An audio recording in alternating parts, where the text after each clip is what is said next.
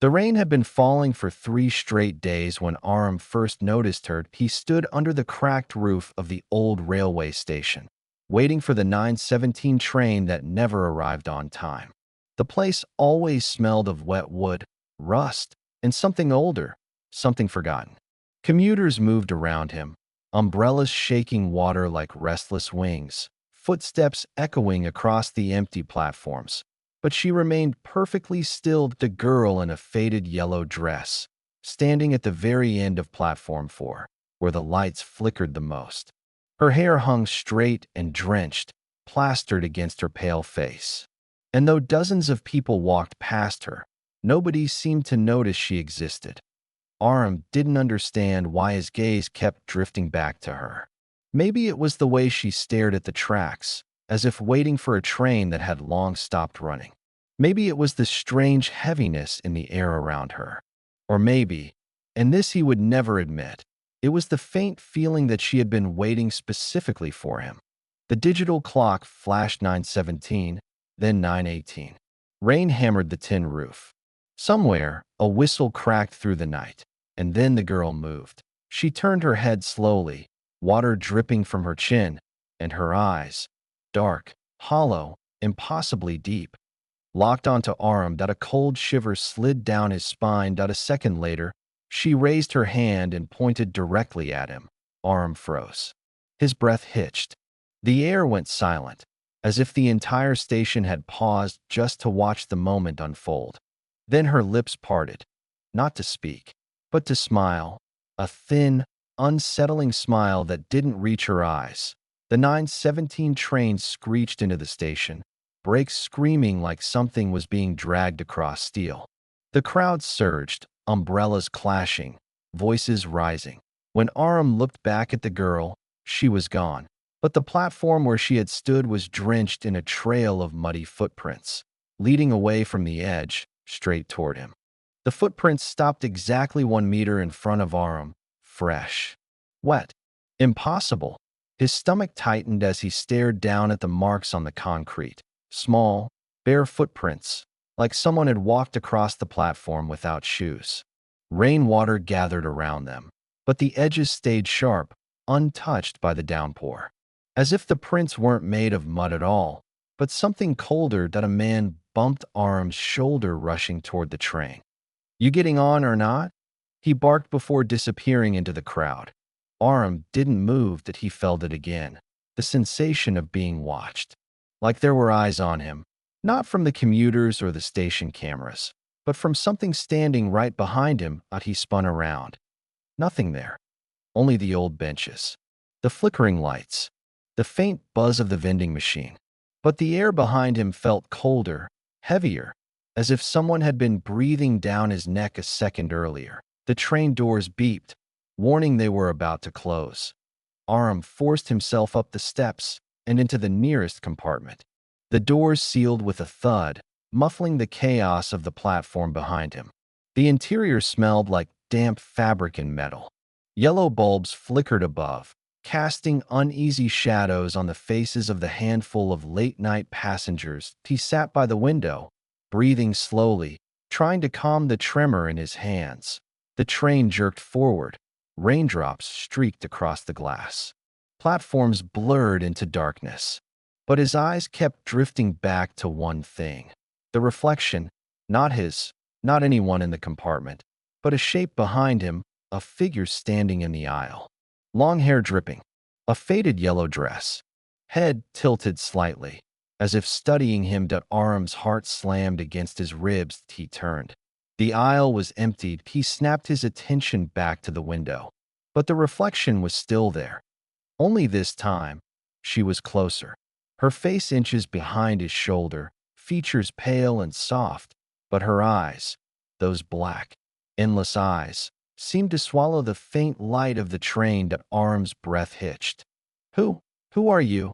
he whispered, even though he knew she couldn't hear him through glass. Yet the reflection moved. Her lips parted, not in a smile this time, but to form a single, silent word. Help. The train lights flickered violently. Passengers looked up, murmuring, and in the split second of total darkness that followed, Arham felt a cold, wet hand grip his wrist. Arham's breath stopped. The hand around his wrist was ice cold, as if someone had pulled it straight from a grave. He couldn't see her in the stuttering train lights, but he felt her grip tighten, not painfully, but desperately, like she was afraid he would vanish if she let go. When the lights finally flickered back on, the aisle was empty again, but the fingers remained on his wrist. He looked down slowly. Nothing there, no hand. No girl. Only his own skin, but it was dripping wet, as if submerged in water seconds earlier. The chill crawled up his spine. "Are you okay?" a voice asked. Arham jerked his head up. A middle-aged woman across from him was watching with a concerned frown. "You look pale," she added. "Do you need help?" Her voice was kind, steady, normal, something he desperately needed right now. I'm fine," Arham stammered. Just tired." She nodded sympathetically. "These late trains can be unsettling." The train rocked gently around a bend. For a moment, the world felt stable again, until the woman's eyes widened. Her face drained of color, and she whispered, "Don't move." Arham froze instantly. "What? What's wrong?" The woman didn't blink. Her trembling finger pointed at the seat next to him. "She's sitting right beside you." Arham felt every muscle in his body lock. He didn't dare look, didn't dare breathe. The air grew unbearably cold against his arm, like someone was pressed shoulder to shoulder with him. The woman's breath quivered as she whispered, "She's staring at you, like she knows you." Arham swallowed hard, his heartbeat thundering in his ears. "Is she the girl in the dress?" The woman's lips barely moved. "No, this one is different." A pulse of dread shot through him. "Different how?" Arham whispered. The woman's eyes shifted, following something Arham couldn't see, something moving inches from his body. Then she said the words that twisted the fear in his chest into pure terror. "The girl next to you isn't alive." The train lights flickered again, and in the brief flash of darkness, a cold breath brushed against Arham's ear. The train plunged into darkness again. Arham felt something lean closer. A presence pressed into the space beside him, cold enough to burn. His lungs refused to work. The woman across from him had her hand over her mouth, eyes wide with terror, staring at whatever sat inches from Arham's shoulder. When the lights snapped back on, Arham finally dared to look, not at the seat, but at the window. The glass beside him showed his faint reflection, the inside of the train, the dim lights. All normal, except for one thing. In the reflection, a girl sat next to him, her head tilted, hair soaked and clinging to her face, her dress dripping water onto the seat, and her eyes, dark, hollow, endless, locked directly onto his. Arm's breath caught in his throat. He turned his head slowly toward the seat, empty, but the reflection still showed her, smiling now, revealing broken teeth like sharpened stones. His heart pounded so painfully he thought his chest might crack open. He squeezed his eyes shut for a second, then opened them again. She was closer in the reflection, much closer. The woman across from him whispered shakily, "Don't look at her directly. They don't like that." Arham's voice trembled. "What does she want?" I don't know," the woman replied. "Maybe she followed you. Maybe you answered her when you shouldn't have." Arham's mind flashed back to the moment he had heard a faint whisper behind him earlier. Before any of this started, a whisper he thought was nothing but a whisper that had said his name. He looked back at the window. Now the reflection girl was right beside him, her head resting on his shoulder in the glass, though the real seat was empty. Her lips moved. Arham strained to hear that a faint, wet whisper filled his ear. "You left me behind. Why did you leave me?" Arham's stomach dropped. I don't know you." Her smile vanished. Her reflection snapped its head upward with a violent jerk, and she spoke again, louder, clearer. "You promised." The train suddenly screeched as it entered a tunnel, the carriage shaking violently. Lights flashed rapidly, strobing the world in chaotic bursts. In each flicker, the reflection changed, closer, then gone, then behind him. then leaning over him. Then, thumped out, a cold hand landed on his shoulder. This time, it was real. The woman screamed, and the train plunged into pitch-black darkness. The hand tightened, not a reflection, not a hallucination, something physical, something wet, something cold enough to feel like fingers made of ice. Arham jerked forward, panic clawing through his chest, but the fingers held him in place with unnatural strength. He couldn't see her, not in the darkness, only her breathing, slow, ragged. Right behind his ear, the train rattled violently as it sped through the black tunnel. The metal screamed like it was being torn apart. Someone farther down the carriage cried. Another whispered prayers through trembling lips. Arham forced himself to move, even a little, and the hand slipped off him. He lurched to the other side of the seat, chest heaving. Then the lights flickered. Once, twice, and in that brief flash, he saw her. The girl stood in the aisle, soaked, trembling, hair plastered to her cheeks. Her arms hung stiffly at her sides, fingers twisted like broken branches. Water dripped from her body, forming a long trail behind her. But worst was her face, not the emptiness, not the hollow black of her eyes. That it was the emotion, hurt, abandoned, betrayed. The lights went dark again. Arham's heartbeat thundered in his ears. "What do you want?" he whispered into the black. The voice came instantly, as if she had been waiting for him to ask. "You promised you'd come back." Arham froze. No. That couldn't be right. He didn't know her. He didn't remember any promise. Unless a memory hit him like a punch. A lake, a childhood trip, a girl crying alone on a wooden dock. His younger self telling her, "I'll go get help. I promise. Don't move." He never returned. He had forgotten her. Until now. The train lights burst back on with a painful flash, and she was standing only a foot away from him. He scrambled backwards as passengers screamed. Some ran for the next carriage. Some pressed themselves against the walls. The woman from before clutched her bag, shaking uncontrollably. Arham's voice cracked. I didn't know you died." Her head twitched sharply at the word died. Her soaked hair shifted aside, revealing the bruise around her neck. The mark of being trapped underwater. Too long, too deep. Her mouth opened, and water spilled out like a drowning breath that never stopped. "You left me, but I was a kid," Arham pleaded. Her hand shot forward unnaturally fast, grabbing the collar of his shirt. "Kids grow up." Her voice was a layered, broken echo. "But deaths don't." Water surged up the aisle like a rushing tide, swallowing the floor, climbing higher, reaching Arham's knees. Passengers screamed as the train transformed, lights flickering underwater blue, the carriage becoming a drowning tomb. The girl leaned down, pressing her forehead against his. "Tonight," she whispered, "you pay." The train roared out of the tunnel, but the water didn't vanish. Neither did she. The water kept rising. Even though the train had left the tunnel and the world outside the windows showed open night sky, moonlight, and the blurred lights of distant fields. Inside, the carriage was becoming a drowning chamber. Cold water surged up to Arham's waist. Passengers clung to seats, luggage racks, anything they could grab. Someone slammed their fists against the emergency button. Another pounded on the door to the next carriage, screaming for help. None of it worked.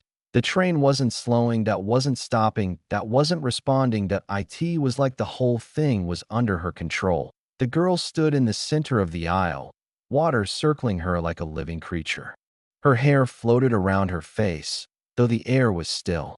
Drops clung to her eyelashes like small crystals. Her eyes, black, endless, stared at Arham, and only Arham that he knew.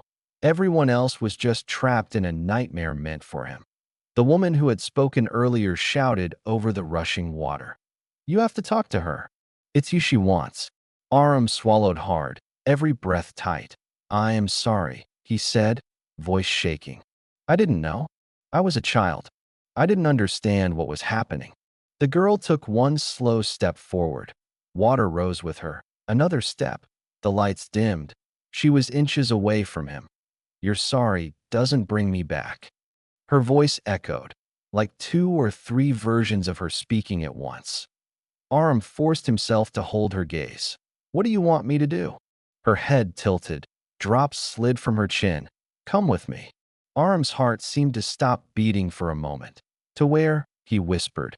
Her mouth twitched into a small, trembling smile, like she had waited all these years to hear him ask. "Where I went." The temperature around him dropped brutally. The water felt like ice cutting into his skin. "No." Arham's teeth clattered. "You want me to die." She stepped even closer, pressing her forehead to his. "Cold, dead, empty. You promised you wouldn't leave me alone." The words stabbed deeper than the cold. Arham shook his head. "But I didn't know. You left me," she whispered, her voice cracking into a sob. "You always leave." A sudden jolt rocked the train so hard people fell into the rising water. The passengers screamed as the windows blurred over, not with rain, but with water rising from the outside. They weren't moving through the countryside anymore. Outside the glass, where fields should be, was a world of dark, shifting underwater depths. The train was sinking, the entire train. The girl smiled, broken and beautiful and terrifying. "We go together this time." Arham took a deep breath, as if it might be his last. The train groaned like a living creature being pulled into the deep.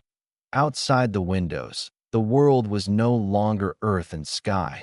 It was a black ocean with no surface, no bottom, no escape. Pale shapes drifted in the depths, slow and silent, like forgotten ghosts of the deep. Inside, the water rose to Arham's chest. People clung to the ceiling rails, sobbing, praying, shaking, but none of them mattered. Not to her. She stood inches from Arham, water swirling around her legs, her soaked hair floating like dark seaweed. Her voice was barely a whisper. "Come home with me." Arham squeezed his eyes shut. "I didn't leave you on purpose."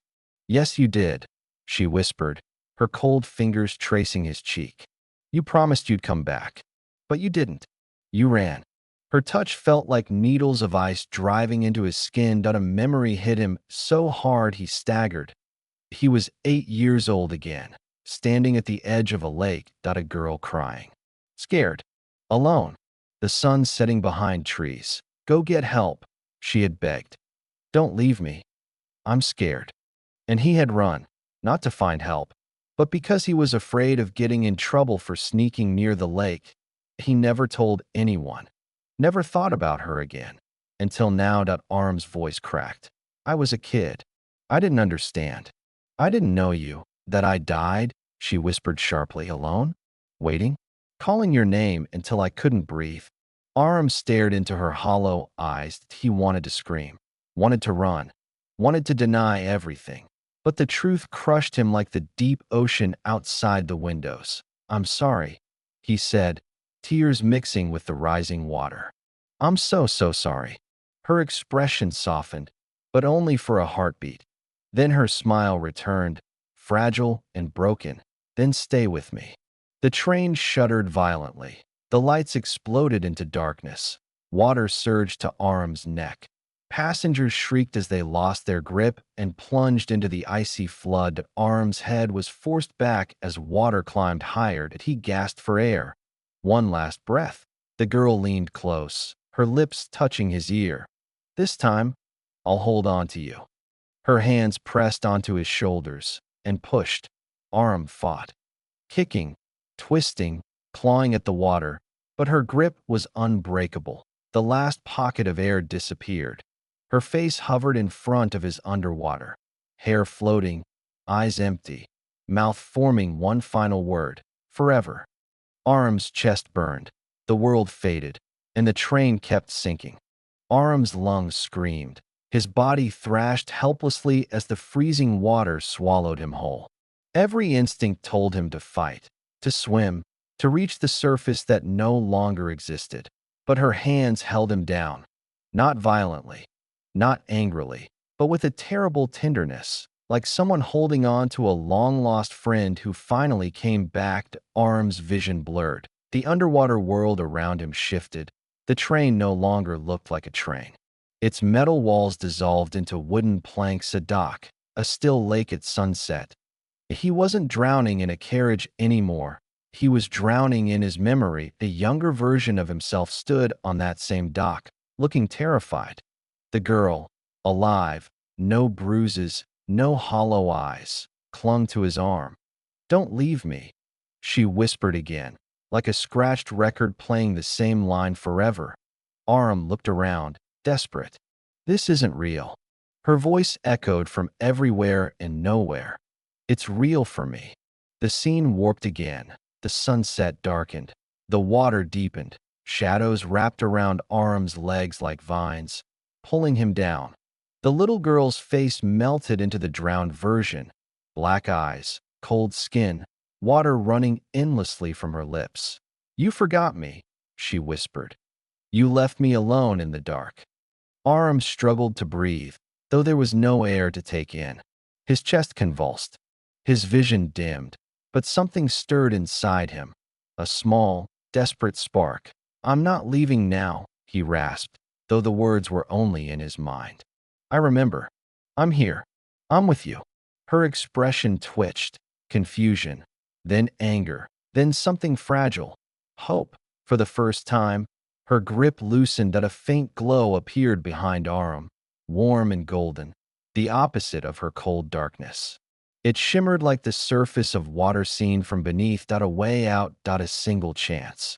Arham reached toward it instinctively, not to escape her, but to breathe, to live, to try to make things right. Her eyes widened. "No," he stretched his hand farther. "Don't leave me," she screamed, the entire underwater world shaking with her voice. Arham whispered, not in guilt, but with a gentle sorrow. "Come with me. Not to the dark. Come to the light."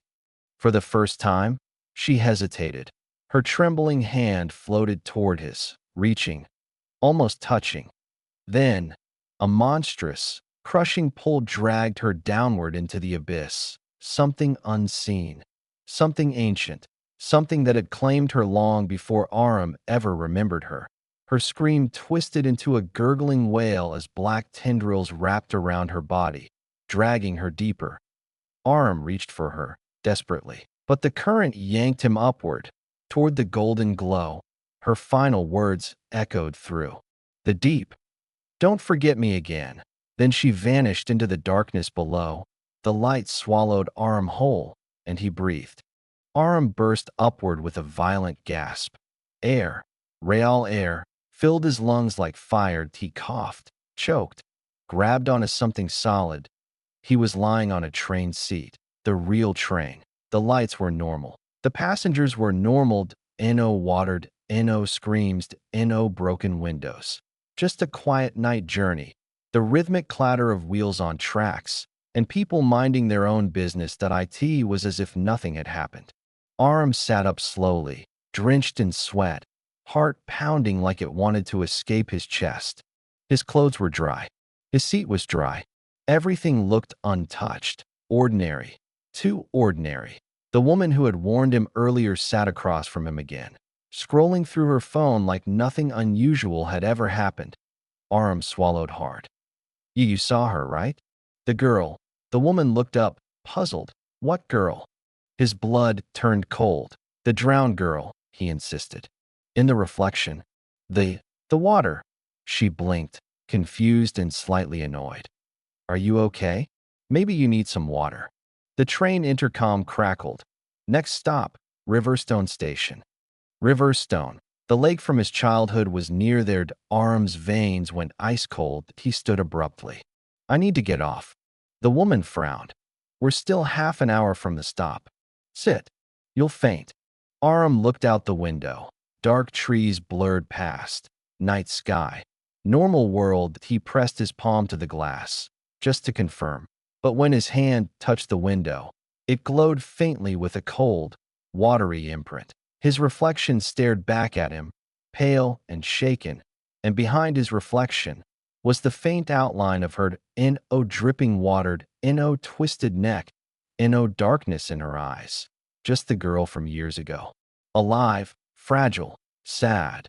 She pressed her palm to the reflection, matching his. Her lips formed silent. Words. Arham whispered them aloud, breath trembling. Don't forget me again. A tear slid down her cheek. Or maybe it was just a drop of lake water. The train rattled over a bridge. The reflection vanished, but the cold imprint remained on the window. Arham sank back into his seat, heart hammering. Had he saved her? Had he escaped her? Or had she followed him back into the world of the living? The train slowed as Riverstone approached, its lights glowing in the distance. Arham didn't know the answer. But he knew one thing. This story wasn't over. Not for him. Not for her. Not for the promise that tied them together. The train doors opened with a soft chime, and a thin layer of water trickled across the floor toward him, stopping right at his feet, inviting him, waiting. The train stopped with a gentle shudder. Riverstone Station lay outside, dim lights glowing over an empty platform, mist floating in the air like silent breath. The doors slid open with a soft hiss. Arham remained still, his eyes locked on the thin trail of water that had crept to his shoes, that a message, that a reminder, to presence. The other passengers stood, grabbed their bags, and walked out casually, unaware of anything strange. The woman who had talked to him earlier gave him one last glance, puzzled by his tense expression. "You coming?" she asked. Arham didn't answer. She shrugged and stepped off the train. Silence settled. The doors beeped. A warning. Arham stood slowly. He took one step toward the exit. The water followed, a single trail, like a hand reaching out. He stepped onto the platform as soon as his foot touched the concrete. The station lights flickered, then stabilized. The night air was cold, carrying the faint smell of pine trees and distant lake water. Arham turned toward the far end of the platform, the exit that led to the old lake road. And there she was, not drowned, not monstrous, not a ghost twisted by darkness. Just the girl, standing at the far end, barefoot, wearing the same simple dress she had worn all those years ago. Wet hair dripped down her shoulders, but her eyes were no longer black pits. They were soft, dark, fragile, human, alive, or something close to it. She raised her hand gently, palm facing him. Arm's breath caught. "I didn't forget," he whispered. She smiled, a small, sad curve of her lips that held years of longing. She turned slowly and began walking toward the stairs leading down from the platform, the direction of the lake. She didn't speak. She didn't have to.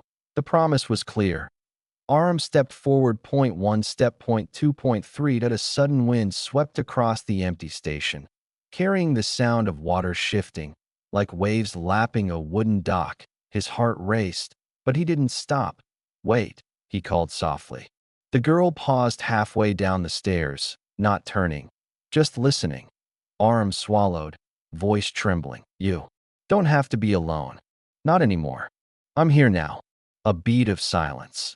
Then she turned her head slightly, just enough for him to see her profile, the faintest tear glistening on her cheek. Or perhaps it was lake water. She whispered, "Then follow." Arham felt no terror now, only a quiet pull, a truth that had always waited for him. He stepped onto the stairs. The lights above flickered. The train behind him shut its doors and departed, leaving him alone on the platform with the girl from his forgotten past. They descended together into the shadowed path that led toward the lake. The night air changed, becoming colder, wetter, heavier, but he walked beside her, not running, not hiding, keeping the promise he had broken long ago. The lake waited, dark, silent, endless, and the story faded into the water with them. Some promises never died at the end.